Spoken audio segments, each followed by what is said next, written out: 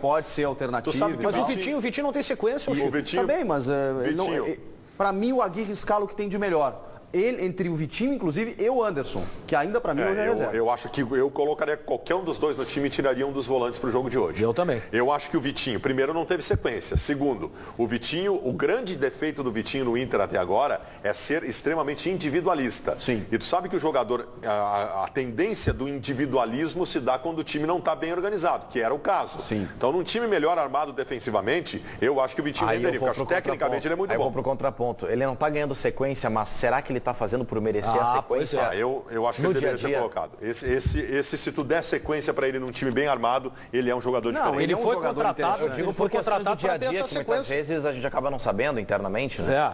Isso aí tu tem razão. Daqui a pouco o jogador não aparece com o treinador. Aí podem ser várias questões. Eu estou chutando, não estou dizendo que é, né? Quando acontece alguma coisa com o jogador, às vezes acontece problemas de disciplina, às vezes de falta de comprometimento. O cara é displicente no treino, displicente. Não que eu estou dizendo que isso tenha acontecido. Não, ele é um jogador. Estou dizendo as possibilidades de que acontecem com o jogador quando... Mas ele foi contratado para ser titular. Mas ele é um jogador interessante. Ele tem uma característica, tem o arremate, tem... Esse individualismo dele, para mim, mesmo no time organizado, ele é saudável. Porque hoje é importante. Ele parte para cima. Hoje é importante. Ele tem um improviso. O Filipão falou ontem, né, sobre o... a gente viu no bastidor ele dizendo, vamos respeitar as características do companheiro, mas sabendo improvisar quando preciso. E esse é o trabalho que o técnico faz com o time mesmo. Esse é um jogo que precisa isso, Chico. Do improviso. Tu tá elogiando o Vitinho, mas não achando que ele tem que jogar. Mas o teu elogio, mesmo tu pensando diferente, me serve para justificar a presença dele no time. Eu colocaria ele. O Internacional teria saída de velocidade, tu poderia trabalhar melhor com Alex e Arantes no meio. Gente, porque alguém vai ter que encostar no Sacha, o Sacha sozinho não vai jogar. Clamamos por velocidade no time do Inter no ano passado. Aí tu tem o Vitinho, o Sacha... Mas eu acho que é um jogo específico, Baldasso. Eu não estou dizendo que essa é a escalação melhor. Estou dizendo que o Inter vai encarar um Emelec fora de casa, num campo menor. Um Emelec que está bem nessa competição, que é rápido, que deu trabalho para o Inter aqui no Beira-Rio. Tu já tem 3 zagueiros, 2 laterais, um volante e o Arangues, que também fecha. Vocês acham que essa escalação aí não é um certo receio que o Diego Aguirre tem de uma pressão? Eu acho que ele está se protegendo. Não é nem do Inter, é da própria situação. Ele está se protegendo. Eu acho que ele está...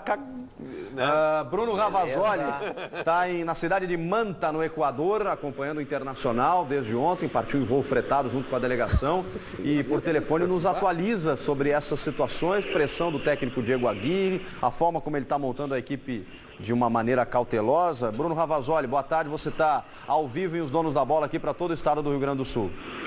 Oi, Chico, boa tarde para vocês, bom dia aqui para mim em Manta, no Equador. Agora são 11 horas, mais 18 minutos, temperatura na casa dos 30 graus. O dia é nublado aqui no Equador. Às 5 horas e 45 minutos, horário local, 7h45, horário de Brasília. O Inter enfrenta o Emelec com o objetivo de pontuar. O empate será considerado um grande resultado, já que ontem o The Strongest, como era previsto, acabou vencendo a Universidade do Chile pelo placar de 5-3. Acompanhei esta partida ao lado de alguns dirigentes e o melhor resultado era um empate. Mas na visão deles, a vitória do The Strongest não foi nenhuma surpresa e isso já estava nos planos do Internacional. Há muita confiança por aqui por parte do Departamento de Futebol e Comissão Técnica de que sim, é possível conquistar os 3 pontos em Manta. O principal objetivo do Inter neste retorno da Copa Libertadores da América é chegar contra o The Strongest no estádio Beira-Rio já classificado, precisando de uma vitória apenas para chegar no topo da tabela no que diz respeito à classificação geral. Segundo o diretor de futebol Carlos Pellegrini, não existe a menor possibilidade do técnico Diego Aguirre ser demitido. Ele garante o treinador no cargo independente do resultado de logo mais. Segundo ele, estas informações vazam para conturbar o ambiente. Segundo os dirigentes que estão aqui, neste momento, Aguirre vive o melhor momento no Internacional, onde ele está conseguindo dar um padrão de jogo à equipe e também está compactando o meio-campo com um sistema defensivo. Sobre a alternativa por um volante a mais de marcação, Chico, há um consenso entre Departamento de Futebol e Comissão Técnica de que Vitinho está muito abaixo do que ele pode apresentar. Por isso, este jogador inicia no banco de reservas e Aguirre opta por um jogador a mais de marcação no meio-campo. A gente está vendo imagens aí do... Não vou deixar passar aí. A bola passa pela linha de fundo. Lá, tá narrando. Não, mas o Bruno Ravazoli muito bem. Narrador também. O estádio Jokai de Manta, que a gente está tendo imagens aí, onde o Emelec está mandando os seus jogos na Libertadores, mas no Campeonato Equatoriano também, Bruno? Não, no Campeonato Equatoriano o Emelec tem jogado em outro estádio. O Emelec é quarto colocado no certame nacional. Nos últimos 5 jogos, ganhou 2, empatou 1 e perdeu 2. No último final de semana empatou com o El Nacional por 1-1. Muito bem, porque o estádio do Emelec em Guayaquil... George Capwell. O George Capwell por reforma. Está em reforma, tem a capacidade para 18 mil, é um alçapãozinho, né? É um estádio acanhado, recebe o seu segundo jogo de Libertadores da história, porque só foi esse do Internacional hoje à noite, será esse e o da primeira rodada. O jogo é 5h45 da tarde, no horário local. E o Bruno falou aí sobre as questões táticas que, segundo a direção do Inter, fazem com que o Diego Aguirre viva o seu melhor momento desde que chegou. Eu também concordo com isso. Então a minha leitura ela não tá errada. Eu acho que foi na semana passada, ou no começo da semana, eu disse que a direção meio que encostou no treinador para tentar ajustar o time. Que aí se tiraria o mérito do Aguirre, né? Não, mas não necessariamente. Eu ainda prefiro acreditar que o Aguirre, por conta própria, resolveu mudar o esquema, estabelecer uma ação para... Mas nada que uma conversa com a direção, que isso acontece, né? Quase que diariamente. Não que seja uma influência ou uma ordem da direção. Pode ser uma troca de ideias. Uma troca de ideias. Uma coisa é uma troca de ideias. A outra é o que o Fernando Carvalho fez com o Abel num churrasco depois do Gauchão de 2006, que ele botou 4 atacantes e perdeu para o Grêmio do Pedro Júnior. Agora tu vai escalar o meu time. Que o Fernando Carvalho disse para o Abel no churrasco o seguinte: Abel, o teu time não ganhou nada, agora tu vai escalar o meu time. Isso não é uma conversa. Não, mas daqui a pouco é o seguinte, até porque o Diego Aguirre, em outras oportunidades, aqui mesmo, quando ele se fez presente no Donos da Bola, ele não estava gostando da atuação do Inter. Perfeito. Diz que o time tinha que melhorar bastante. Então, daqui a pouco também já era uma leitura dele. Claro que a direção deve ter encostado nele e disse, olha, a gente tem que reforçar a defesa, vamos tentar buscar uma forma de reforçar defensivamente. Ele falava que com o tempo isso ia melhorar. Ia melhorar. Seja por convicção dele, ou seja, daqui a pouco por um discurso assim. Realmente, o tempo, a tendência. Mas a mudança também, né? Foi só o tempo. Eu digo até porque o jogo dos reservas contra o Brasil de Pelotas foi o mesmo esquema usado desde o início do ano e foi melhor do que os outros jogos. Eu não quero tirar o mérito do Diego Aguirre nisso, porque a intervenção do Vitório Pífero certamente não foi uma intervenção tão minuciosa assim. Até porque o Vitório Pífero não conhece futebol minuciosamente, como o Carvalho conhece. Então o máximo que o Vitório Pífero pode ter feito é o seguinte: Aguirre, dá uma fechadinha nesse time aí. É isso aí. Dá uma fechadinha nesse time. Aí o Aguirre foi lá, vamos mudar o esquema, fazer o 3-5-2, eu vou botar o Juan na sobra, eu vou botar 2 volantes, eu vou liberar os... Aí sim. Sim, ele entendeu o recado e agiu. Aí eu acho que pode ter sido. Deixa eu liberar o Bruno Ravazoli, só para ele fechar de informações lá da cidade de Manta, no Equador, falando do ambiente, né, que certamente a cidade está mobilizada e o Internacional vai encontrar um ambiente de pressão hoje à noite, né, Bruno? Muita pressão, Chico. É possível ver nas ruas de Manta, cidade litorânea aqui no Equador, muitas pessoas com a camisa do Emelec. O estádio Jokai tem capacidade para 18 mil pessoas. Até ontem, às 6 horas da tarde, 12 mil ingressos haviam sido comercializados, ou seja, caldeirão. O estádio estará completamente lotado. E diferente do Inter, o Emelec não vai considerar o empate um bom resultado. Pelo que a imprensa equatoriana diz aqui, o Emelec vai para dentro do Internacional. O Emelec nos primeiros 20 minutos vai fazer uma verdadeira pressão. Talvez, sabendo disso, o técnico Diego Aguirre tenha optado por um esquema mais defensivo. Talvez seja essa a principal argumentação por parte do treinador. O zagueiro Hernando conversou ontem conosco aqui na chegada em Manta e ele colocou o Emelec como total favorito para o jogo de logo mais. E é consenso entre todos. O Inter vai comemorar sim um pontinho se ele vier hoje à noite.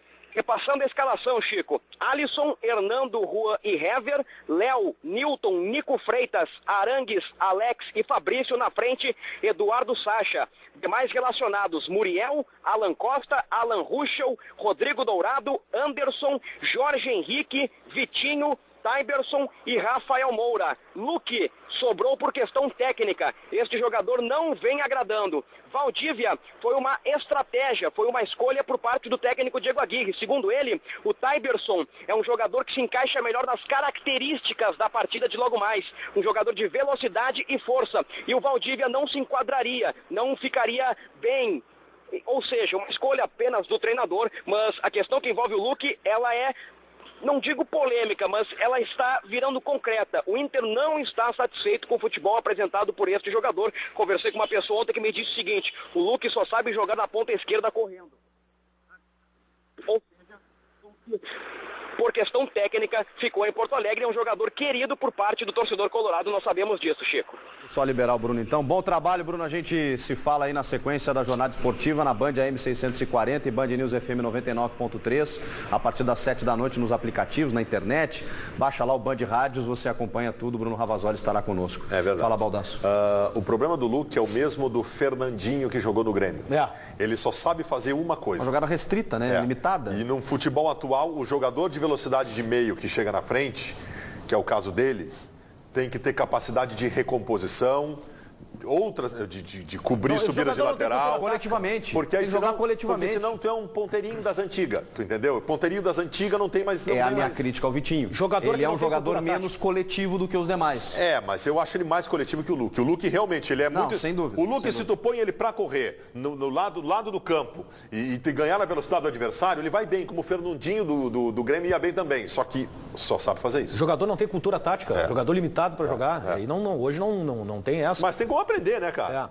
Mas aí... O Luque tem 20 anos, 21, né? Jogador com a velocidade que tem, vem cá, cara, tu pega um velocista e diz pra ele, cara, tu tem que aprender a recompor. Ensina, né? Se tu tem velocidade, tu tem como aprender a recompor, né? É só orientação tática, né? Agora, é difícil o cara que, mesmo tendo uma cultura tática, se tu precisa de velocidade dele, não é algo que tu aprimora, né? Velocidade tu não aprimora. Agora, pro velocista, tu ensinar ele a recompor, aí dá. Ô Chico, eu tenho notado o seguinte, eu compreendo o discurso, acho que o discurso ele é absolutamente normal. Eu só espero que a postura ela seja diferente. Como postura dentro de campo, acho que o Inter não tem que temer o Emelec. O Emelec é um time participante de Libertadores da América, mas não é um time com tradição da competição. Não é um time chegador, não é um time que tenha por característica chegar às fases decisivas da competição.